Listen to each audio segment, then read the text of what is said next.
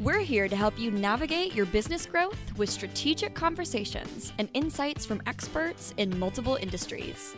Welcome to Wayfinding Growth. This episode of Wayfinding Growth is brought to you by Sprocket Talk. If you're ready to take your HubSpot experience to a whole new level, you need to join Sprocket Talk as a free VIP member. That's right, free. Tutorials, courses, training, HubSpot updates, and so much more.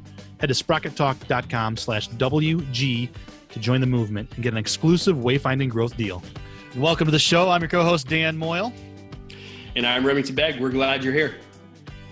So today, on today's episode of Wayfinding Growth, we are talking with Chris Savage, co-founder and CEO of Wistia and host of Brandwagon, which I'm absolutely loving.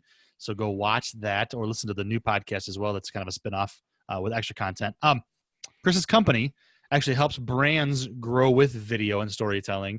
And as much as YouTube can be that great place for video distribution that everybody seems to use, Wistia actually gives you so much more power over your content, your analytics, and they teach a ton about video and content marketing. So this was a lot of fun. And Chris, as CEO, has helmed the Wistia ship through this growth journey. So yeah, great stuff, man. I'm so excited we made this happen. Yeah. So Dan, why don't you talk to me about what you loved most about this episode? Man, I took, for viewers, all these notes right here that I'm going to try and pick two. I don't know.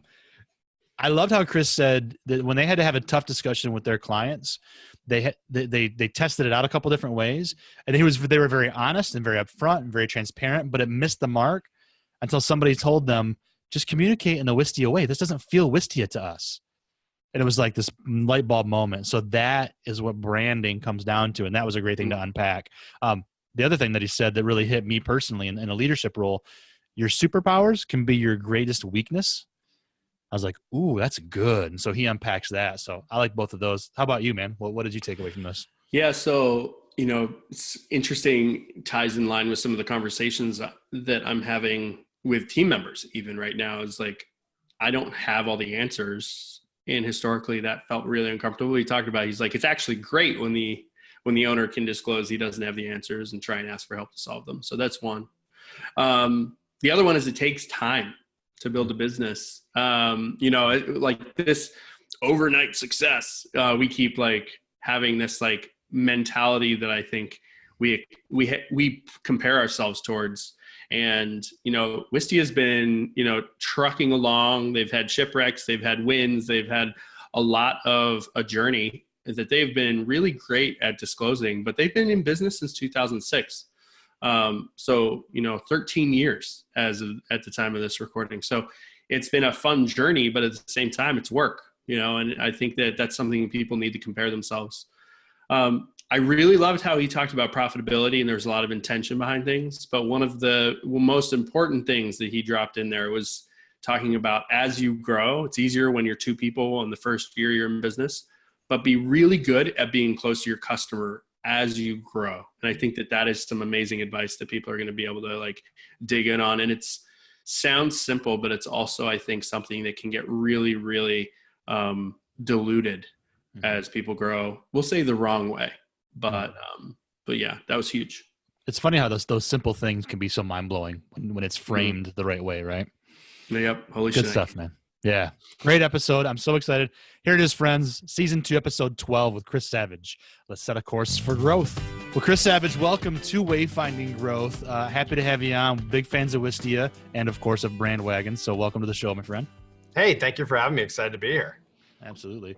How did you, so I want to know this, before we get into all the rest of it, how did you call dibs on hosting Brandwagon? Because that had to have been a hot It was highly contentious and broke down through a rock, paper, scissors war that I eventually won.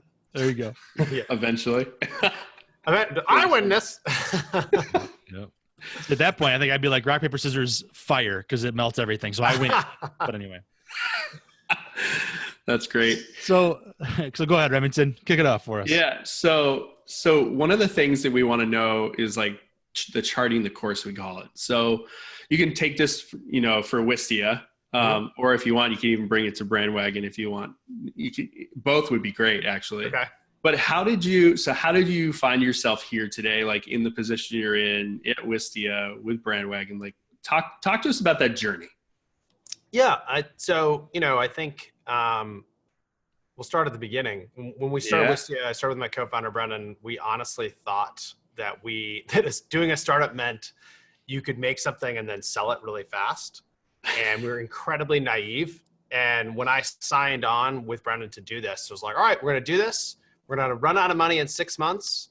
And then we'll sell it. And we'll sell it and be rich, or we'll fail and we'll tell no one that we tried. That was like, honestly, that is what it took to convince us to start. And yeah, it's been a much longer journey than I ever could have imagined. And it's funny because it's been 13 years since we started, but 8 months in, when we were objectively failing, like we were trying lots of stuff, but it wasn't working.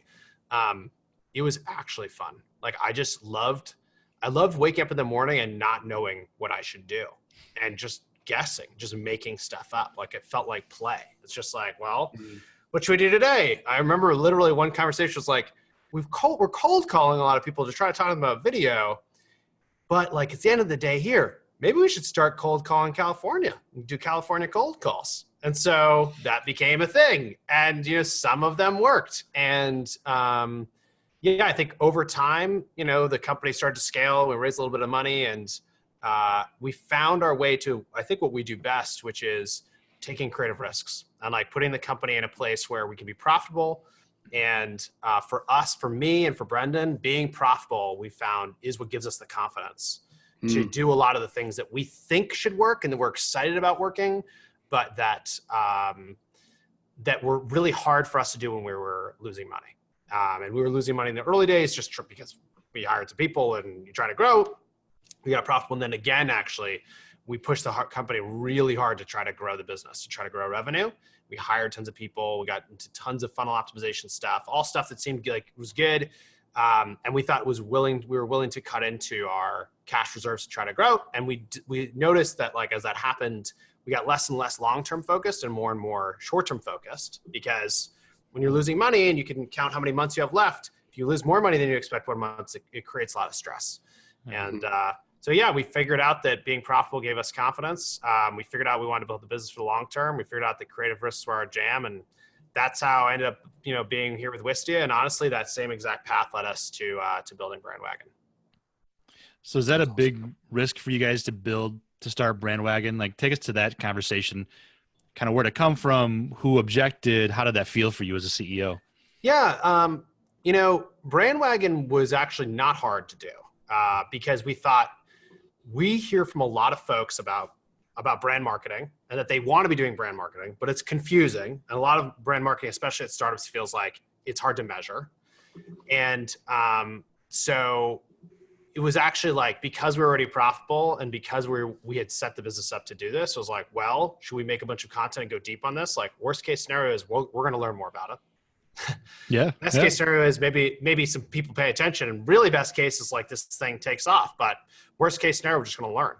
And it was actually pretty easy to do. But we did a project last year that was a lot harder to do because the business was not in the same exact spot. And that was a project called 110-100. I was just about to ask you that. Yeah.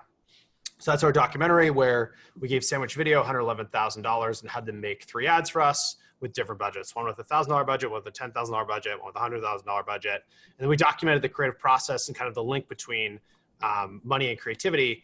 And that was really exciting to do. But when we signed on to do that, we didn't know what we were going to get. Like, we thought maybe we'd get the 3 ads. And then we thought, well, that's expensive for us to make 3 ads like this. We don't normally do a ton of advertising. Let's document the process so we can hopefully get some blog posts. And the team went out and they shot it and they came back and they're like, this is way more than a blog post. This is not a blog post. This is something bigger. I'm like, okay, what is it going to take? They're like, we're going to have to go back out there. We're going to be shooting for months. I was like, oh my God. But we layered that on. And then, we wanted a way to feature one of our products. So we featured Soapbox, and that de-risk stuff. And we felt like the L&D for the team would de-risk stuff. And so actually in that case, we just layered on so many risks that we felt like if any of them worked, it would probably be worth it. And I didn't really realize we were doing that. We just kind of did it. And it was funny because we released the 3 ads by themselves first, and they took off in a way that I never could have imagined. There's millions of views on Twitter on these ads, which is a crazy thing in and of itself. And then day two, I was like, I think the project was probably worth it. What's going to happen next? And then the trailer was seen by millions of people. Well, that probably is worth it. And then the documentary was seen by tons of people. Were like, well, okay. And it ended up really working on many fronts. But the initial way was like layering risks on top of each other. And do you think anybody thinking about growth and building an audience, does that work for basically anybody? Hey, let's try this and document it, and we'll create some content. Like that. Yes. Cool. I think if you have a culture where you're willing to be transparent, and so you can share your losses and the learnings from the loss. If you can get confident doing that, it can create a lot of freedom to take risks, because you go in there being like, well, we're going to try our damnedest, but if it doesn't work, we're going to teach everyone about why it didn't work. And that actually is a really compelling, that's some of the best content is just that. Right. And so, yeah, I think that figuring out other ways that you could benefit from a project like that can be one of the ways to help them take off. I think the other thing is like start internally, start with small projects internally. It's funny. I've talked to a number of people who are excited about making shows, and often the way they start is like they made one for their company. Mm-hmm. And it's like, you have to be the right size business. But there's this company, Nextiva, that does telecommunications stuff. And I think when there were about 100 people, they made a show because they really felt like they were losing to kind of strengthen their culture as more people were joining the team. They wanted to highlight different people on the team and teach everybody about what they did. And they started to do this thing, and they were really goofy and fun with it. And of course, everyone engaged with it because it's exactly the right audience. And that gave them more confidence to eventually take bigger risks in their marketing. That's interesting. And that's a really cool concept when you think about it, that internal marketing almost. Yeah, I think it's also just like, I try to remind myself, we're living in this world with all this data, but like this world has only existed for 10 years. So how did everyone do it before it? Like, what did they do? How did they make decisions? And there's a hell of a lot more qualitative data that you get. There's surveys that you do, just talking to people and saying like, what do you think of this? And I think if you can make everyone comfortable using that qualitative data, it makes it actually much easier to take risks. Because even if you take something and you show it to 10 people and everyone's like, oh, this looks really good. If they're the right people who should be in your target audience, often it is pretty good. Right. That's a good point. Yeah, that's great stuff. So speaking of risk, I want to know, of course, Wayfinding Growth, all about navigation and charting the course, right? What's one of your biggest shipwrecks that you've had taking those risks, and what did that teach you then too? Yeah. So I can think of a few, which is probably good. Yeah. That means we made a mistake with, which one should I talk about? What's the most devastating? What was the worst shipwreck? We made a mistake where we got very focused on short term, and we had introduced some new pricing. This was probably 4 years ago. And we'd introduced we were testing some new pricing, and we thought this is going to be where we would end up. And someone on the team said, well, we have all these people with grandfathered pricing. We should probably tell all of those people about this new pricing. Makes some sense. Yep. And then they said, we have all these free accounts. We should probably tell them too, so that they don't miss out on their price. Well, okay, makes sense. And very quickly, without much analysis, someone put together an offer, one person, and they sent out an email with this offer of this like pricing deal. And it looked like it was wildly successful. So huge spike in numbers of customers. It's one of those things where you look at it and you're like, wow, woo. People could see these charts, they'd be jealous. This stuff is taking off. And it spiked way, way, way up, and then it dropped pretty precipitously, but we got a lot of new customers. All right, great. Then you go a few years later, and we did that spike, and so we tried other offers and other things. We had trouble getting the same kind of response. We did huge discounts, we did things, and we couldn't pull these customers out of our network. And so that was curious. And then a few years later, we started to have a problem where we didn't notice right when it started happening, but our gross margin, so that is, the revenue minus the cost of serving the customer, you want that number to be high in a SaaS business. And it was slowly going down.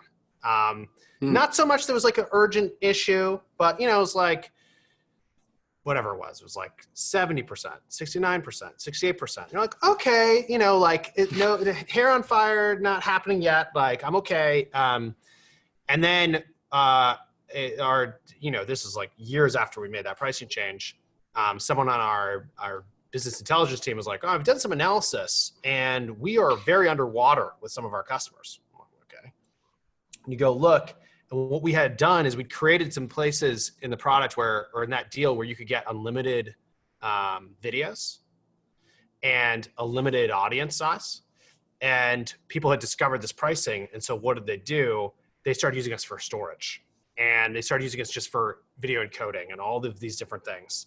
And so this tactic, which in the short term had pumped our sales up dramatically, made that year look much better, had actually hurt us over the long term with gross margin, put us in a position where we actually had to change the pricing. We had to go back to all customers and say, like, I'm sorry, we've made a mistake. And we have to fix this pricing because it's literally sinking us. And I think there was one customer that was spending like $5,000 a month in revenue that we were losing $25,000 a month on. Wow. But because we were not set up to manage that kind of problem, because we'd never faced that problem before, we just had no clue. And so, yes, we fixed it, and it was a really good lesson. But I think I underestimated the amount of like analysis and rigor that needed to go into that kind of decision. And we let the short term get the best of us. We were celebrating that win for 6 months. I was telling people that was the greatest thing to do. And I've learned if someone tells me that they have like a hack or something that's like really working, it's like, how long ago was it that you did that? It's still working for you? Right. It turns out that those things are important questions to ask. Yeah. Whenever I'm talking with other agencies, I'm like, we're still testing this. Yeah. You can't look at me and be like, oh, Remington, that a-hole, right? Like we're still. And the world changes, right? Markets change. Sure.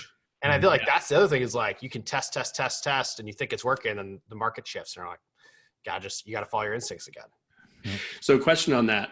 So when you're communicating that back, did you communicate the fact that the pricing, because I know you guys are pretty transparent in how you share things. Did you actually share that with those customers? Yeah. So we actually had an amazing learning in that. So we took a sampling of our customer base that we thought represented every different scenario someone could be in. Tons of videos for free, it's paying us a small amount, tons of videos, huge bandwidth, like all the different like vectors that you could have. And we sent a test out to them saying like to a very small sample of the customer base saying like, hey, your pricing is going to change. And like, this is what it's going to go to. We want to talk to you. And we did that. And we learned like, there was like, certain thresholds that didn't make any sense. The price increase was too large as people weren't getting back to us, like all this, we learned a lot. And then we did another sample that was maybe like, I'm going to say 10 times bigger, still small numbers. And though we felt like we dialed in the changes in like a really fair way and like a good way to communicate it. And we sent it out and people were like, yeah, we get it. I get that you're making this change, but this doesn't feel like Wistia. And it was funny because like we were really feeling down on this, and you could tell that. We'd sent a video and we'd written this blog post that these people were seeing, and like, yeah, it just doesn't seem fun. Which is such a crazy idea that like, here's something we have to communicate. It's a very tough thing to communicate. And the people who were receiving the message were like, I understand, but this doesn't seem fun. So in the final version that we sent to everybody, we basically made it fun. And we said like, this is where we started. This is like the bedroom that we worked out of. This is our first office space. Here's the second one. Who the hell are all these people who work here now?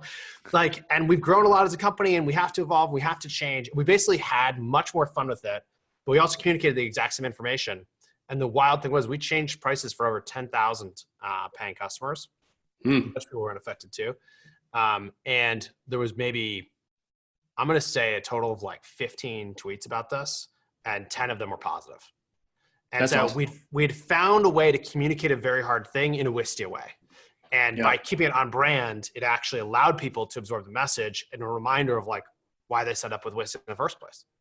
Yeah. So I love that because you said it doesn't feel like Wistia. And I think a lot of companies don't lean in on brand, and you kind of force yourself to do that in that regard.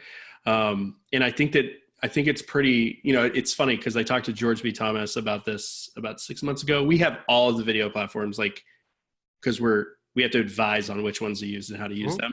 And I've literally found myself, and this is not me tooting your horn, but like literally was like, Wistia is just so hard not to love, right? And I remember hearing you talk, I think it was with the folks over at DataBox on the Ground Up podcast, where you're talking about like that being so much of who you guys are. And it's really true. And it shows through in everything you guys do. So that's really amazing that you even use that on a negative to help communicate things afterwards. So I think that's right on the money. And I think it's like, we learned that lesson the hard way. In that case, like we weren't communicating in a way that was on brand and with the expectations of the values we'd set up with our audience and with our customers. Yeah. And once we finally did that, they're like, yeah, that's what I signed up for. Right? Like if Apple sent you a product that they were late on delivering and they sent it to you in a shitty box, you would be like, what just happened? I don't care. It's like, it's late. Make the box great. That's what I'm paying for. I'm paying for every part of the experience. It's true. It can be late if it's a nice box. Yep. Yeah. And I think it's also just like one of those things that for us, it's funny, but we're a video company and, video software creation, analytics, all that stuff. At the end of the day, people are delivering files. They're delivering very large video files, which we host and send around the world. What we do is quite boring. And it's only the storytelling and the brand around it that I think actually is what people actually connect with. Mm-hmm. And I hear from people all the time, like, well, I have a boring business. How to make it interesting? I was like, if everyone in your industry is boring, then there's an opportunity. Like figure out how to create values that you believe in that can help scale your brand. And if you can do that, then people will connect with it. But you have to live them. Like you have to live them. And that was an example of us not living them and learning that lesson again. That's great. Great. So now you get to, instead of talking about the biggest shipwreck, what's your proudest moment that you've had in the company so far?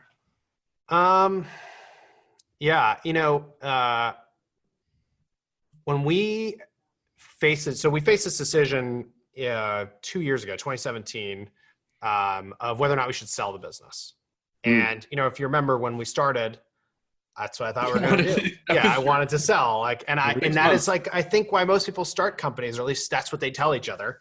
It's like, oh, we're going to sell this thing someday and we're going to be rich. And, that's what we thought would happen.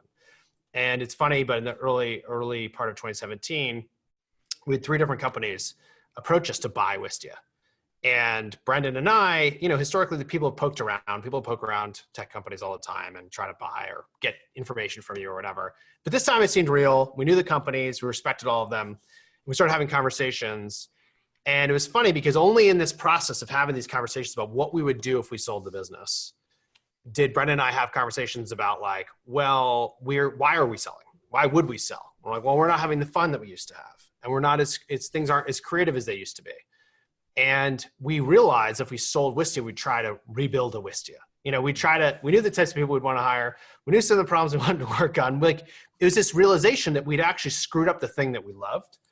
And I remember vividly, like we were sitting on the deck of a loading dock, someone else's building over here in Cambridgeport, Massachusetts. And we're having this conversation. We're like, what if we just didn't sell? Like, what if we decided this is a lasting company?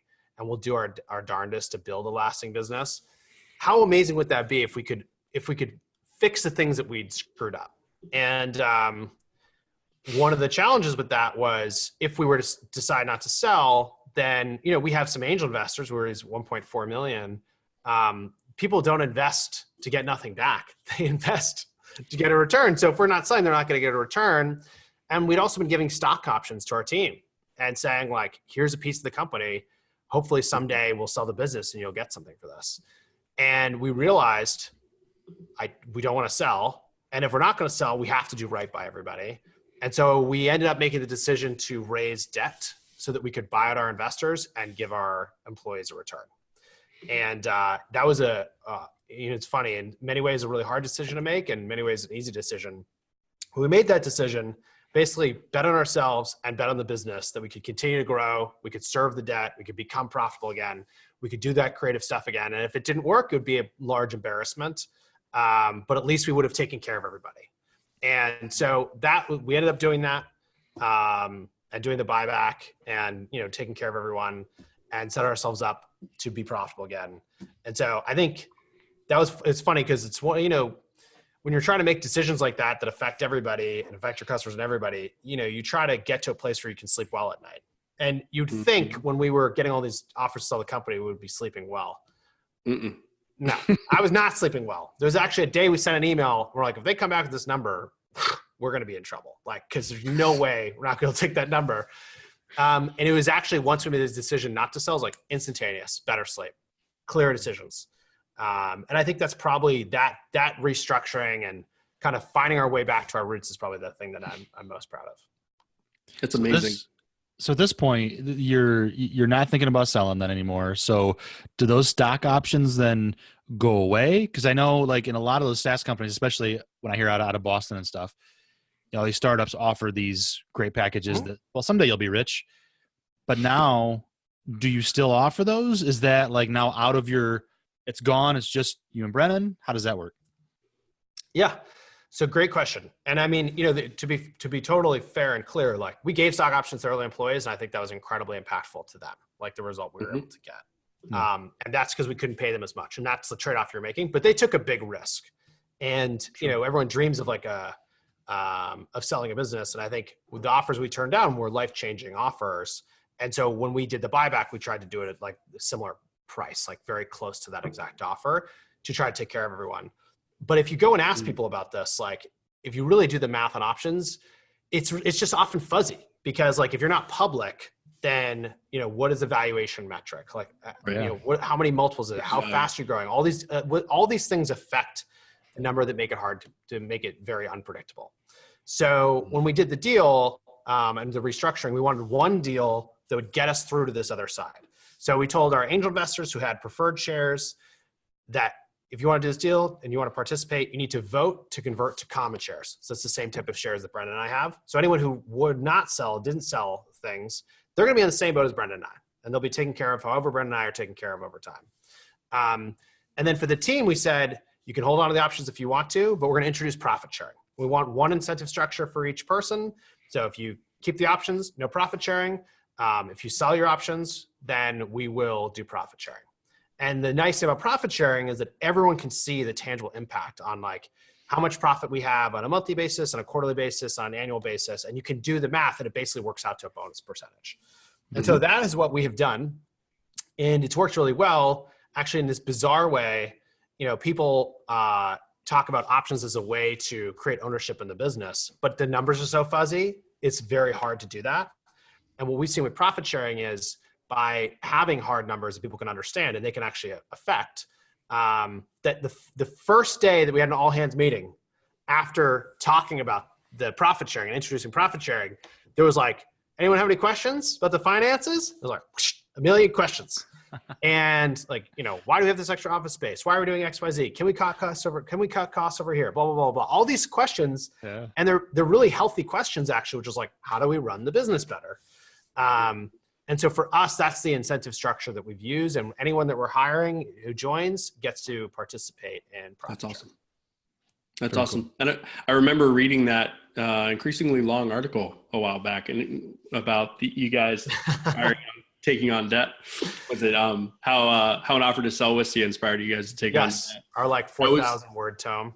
Yeah, but you know what though? So, and I read every word back when that came out, because it just reinforced like this dedication from a brand point of view. And so it was really cool to see that. And I can only imagine how your employees reacted, because you probably had another 4,000 words for them too. Yeah. I mean, the cool thing was we took the team along on the journey. So when we decided we weren't going to sell, we had an all hands meeting. We told everyone like, this is why we started this business. This is what we know what we want to be when we grow up. And I'm like, wow. They're like, well, what are you going to do about options? What are you going to do? We're like, we don't know. And then the next month was like, we think we know. We're going to raise debt, but we haven't done it yet. It was like, we have debt coming. And, and debt's a scary word, right? Like, sure. And so explaining that to everybody. But I think the cool thing is now, we're an open book company. We're transparent about how the business is doing. And so everyone can see that and knows it and can impact it. And it's shifted the culture to be one of ownership, but you also know what you're getting. And if you want the options, that's the only thing you want, then like Wistia isn't the place. But if you want a place that's, profitable and focused long-term and taking creative risks, then we could be the place. I love that you guys are a tech company and you've mentioned profit as much as anything else in this meeting. It's not usually something you hear at the same time. So round of applause for that. That's amazing. Yeah. Thank you. Yeah, what a cool growth journey. So as you've laid this out and you've taken this journey that we just talked about, I want to talk about the navigational tools.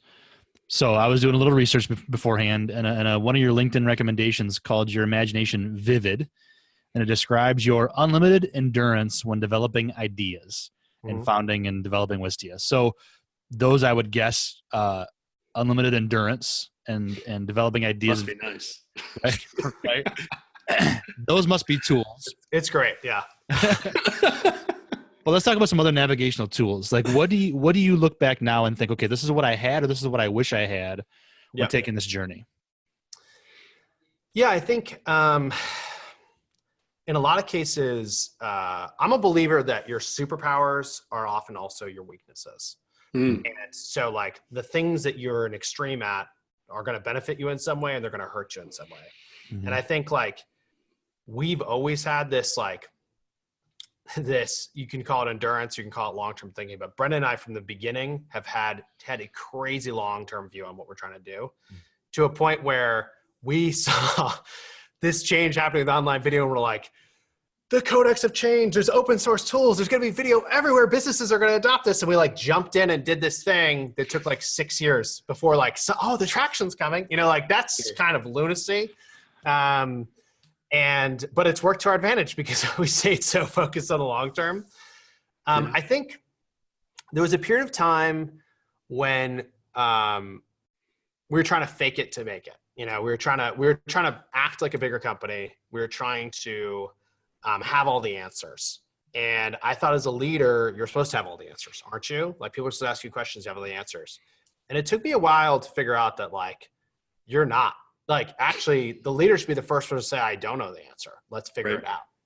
And, I think also even faking it till you make is the same thing. It's like, oh, we look professional and we're a big company and you can trust us.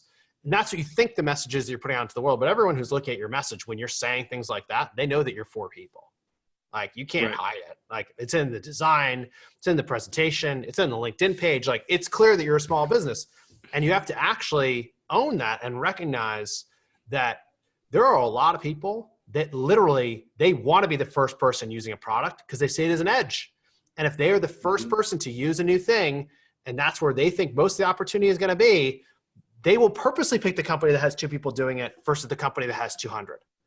And I did not understand that. And it took a few years of really getting confident and comfortable that like, actually we should be authentic and truthful about who we are as a company and how big we are, and what are the risks that we can take, how we're running the business.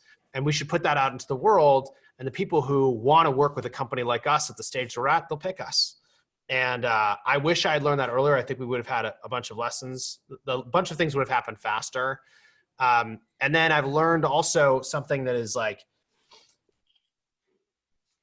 it's sometimes you have instincts on what you want to do. And actually a lot. And you do, at least for me, I do my best work when I can follow my instincts and be confident that I know what my instincts are. And if they're wrong, usually I can live with it if it's my instincts. The problem I have had is when you hear a story about somebody else doing something and you go against your instincts and you make a serious investment and then it doesn't work. That is brutal. That sucks because now you're the guy or the gal who made the decision to do a thing like against what you think, how you think something should work. It just is way more painful. And so basically I've learned that I'd rather be wrong and follow my instincts than definitely much rather be wrong and follow my instincts than be wrong and follow someone else's. And to do that, you have to be honest with yourself about like what you know and the risk you can tolerate and the people around you. And that's hard, but it's good work. It's good work to do. And it's something that if you're honest about kind of like where you are in your stage of life and where you are with your company and what kind of traction you actually have, I think makes it much easier to make those decisions. Awesome.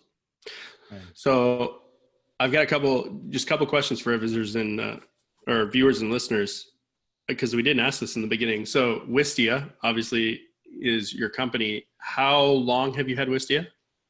Started Wistia in 2006, so it's been 13 Okay. years. Awesome. Congratulations on that. And how many employees do you have? About 110. Okay.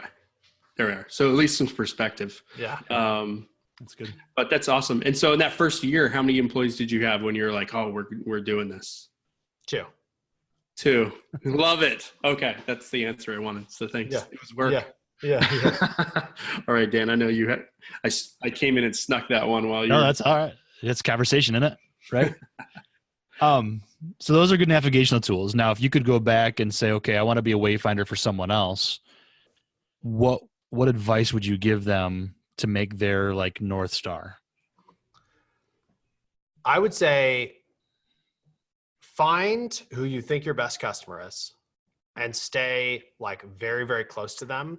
And staying close to them is actually going to, you're going to have to change what you do to stay close to them as your company grows. So in the early days, you're talking to every customer, you're at meetups, you're, whatever, you're putting money in AdWords, you're writing content, you're doing all the different things. And hopefully who you're writing content for, putting ads out to the world for, or whatever. But then as the company grows, there's other people who take on all those roles, and it's easier and easier and easier to fall away from that connection. I think like whenever we do our best work, we are really close to the problems that our customer has that they are trying to solve, and problems where if our customer can solve them, then they do better in their career. Then they do better, then their company does better. Then the people around them do better. And I think you have to find a way of staying close to the customer. And like at 110 people, that's completely different than what it was at 2. And it's completely different than what we were at 10. It's completely different than what we were at 50. It's completely different than what it was when we were 80. Honestly, it's crazy. Mm-hmm. But there's like different people who are better at a part of a role, and they take it on, they take it really far. They have a depth of understanding with the customer. And it's like, how do you get back to that?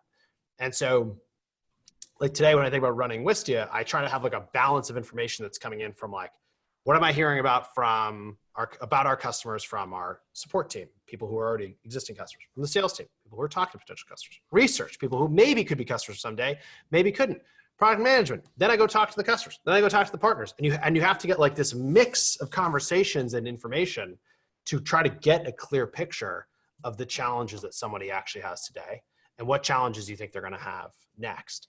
And it's that understanding that in the early days can help you make decisions quickly that might feel like big decisions, but you just know who the customer is.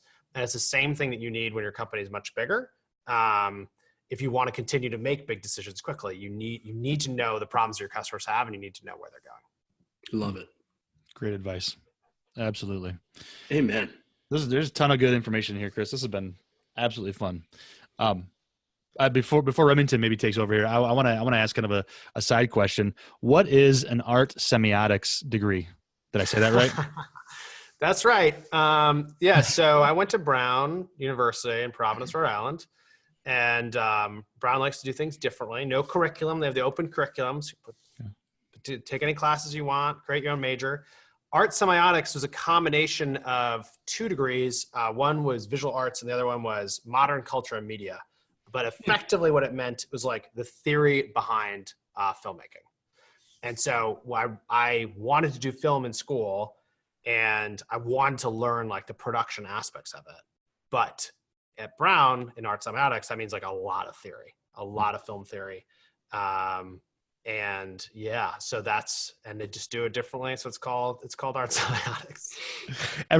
It's funny because every time I look at it, it looks like a different word to me, and I'm like, what is that? Yeah. But it plays a role in what you did. So yeah, I mean, yeah, semiotics is like the study of symbols and signs and meaning behind things. I don't know. It's a jargony thing. But, that's deep. That's but it's good. been good. It's been good to me.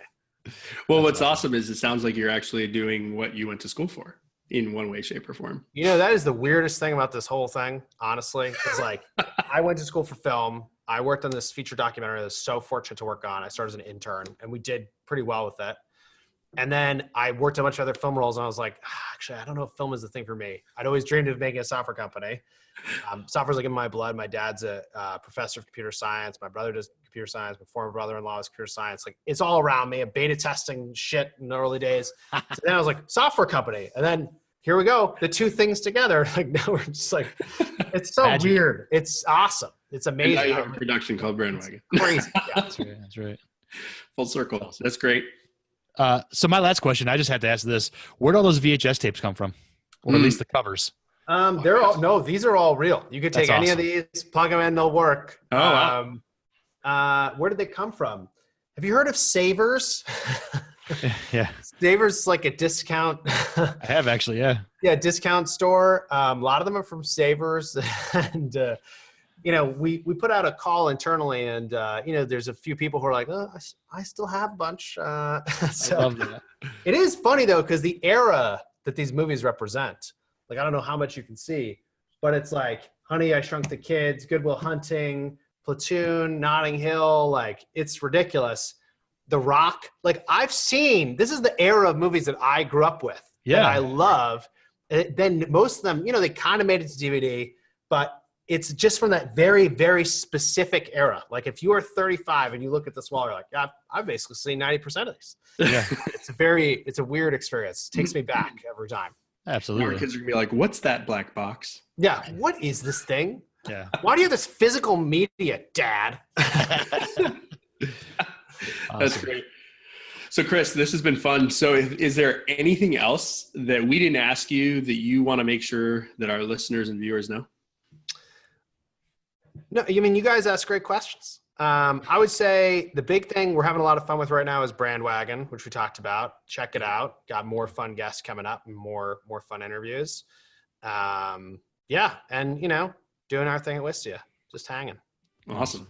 It's been a lot of fun, man. We'll put some links in the show notes, and yeah, man, thanks for being a Wayfinder with us, Chris. Of course. Thank you for having me. Thanks for inviting me to Wayfind a little. Thank you for listening. If you like this episode, please share it. Post it, tweet it, gram it, email a friend. Give the gift of knowledge to someone you know that could benefit from it. And if you really loved it, please consider leaving a rating and written review on your podcast player of choice. And as always, go to wayfindinggrowth.com for resources and past episodes. Remember, we're here to help you navigate your business growth with strategic conversations and insights from experts in multiple industries. Thank you for listening to Wayfinding Growth.